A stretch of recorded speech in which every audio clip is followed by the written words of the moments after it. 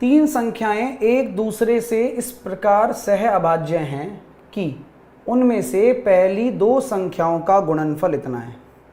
आप मुझे बताओ, तीन संख्याएं एक दूसरे से सह अभाज्य हैं, यानी कि एक दूसरे से मतलब क्या होता है पता है?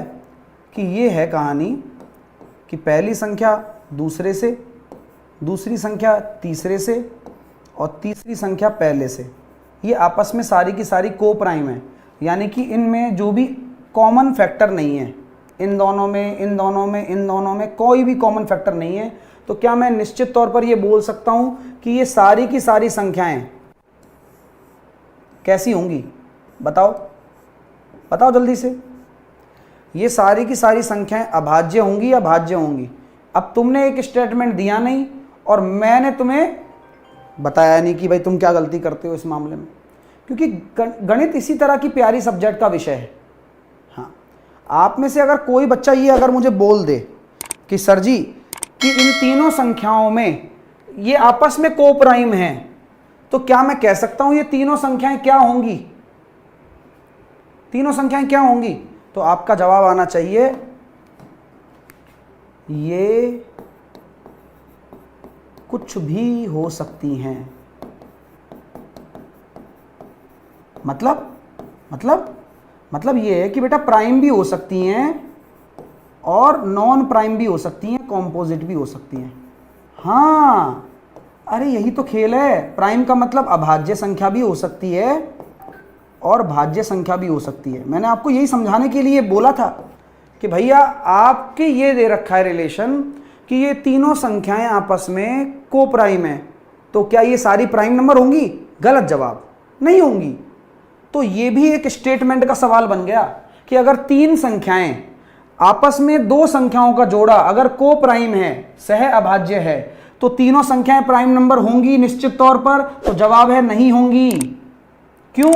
क्योंकि अगर मैं दो प्राइम नंबर की को प्राइम नंबर की बात करता हूं तो 4 और 9 आपस में को प्राइम है। इन दोनों को को प्राइम इसलिए बोला जाता है क्योंकि इनका मैसेप है एक है, इनका एचसीएफ एक है, ना कि इसलिए बोला जाता है कि ये प्राइम नंबर क्यों नहीं है।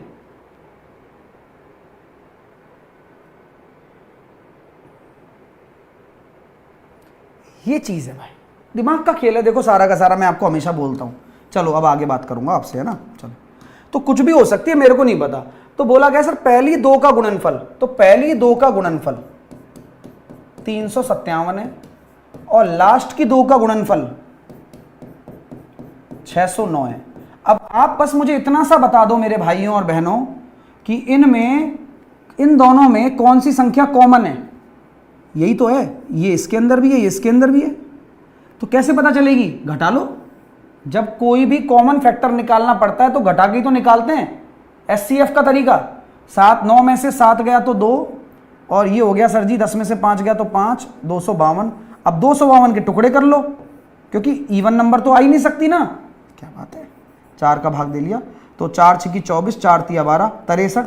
अब 63 में आप देखो 3 से ये भी है और 3 से ये भी है और 7 से और 3 से टुकड़े कर दिए मैंने पूरे। अब मुझे नहीं पता, मैंने देखा 7 से ये जा रहा है, 7 8 56, ये भी जा रहा है, तो 7 तो पास हो गया, यानी कि ये जो दूसरी संख्या होगी वो 7 का गुणज तो होगी। अच्छा 3 से जा रहा है, 9 से जा रहा है क्या? 9 से नहीं जा रहा, तो 21 हो जाएगी ये संख्या, 21 हो जाएगी। अगर ये संख्या 21 हो गई तो तीसरी संख्या भी निकल जाएगी। 21 चौके 21 दूनी 42 और 21 नम्मा 189, और 21 का भाग देंगे 21 एकम 21, और ये हो गया कितना? 17। तो 17, 21 और 29। बोलो हाँ या ना? मज़ा आया कि नहीं आया? मेरे को अच्छा लगा ये सवाल। 40 और 10 50, 67 आंसर आ रहा है, तीनों संख्याओं का योग। और आप ये नोटिस कर सकते हैं दोस्तों कि तीनों संख्याओं का योग 67 है, और यहाँ पर एक संख्या आपकी क्या है? देखो भाज्य संख्या भी है 21 को तो कितने फैक्टर है? भाज्य संख्या भी है।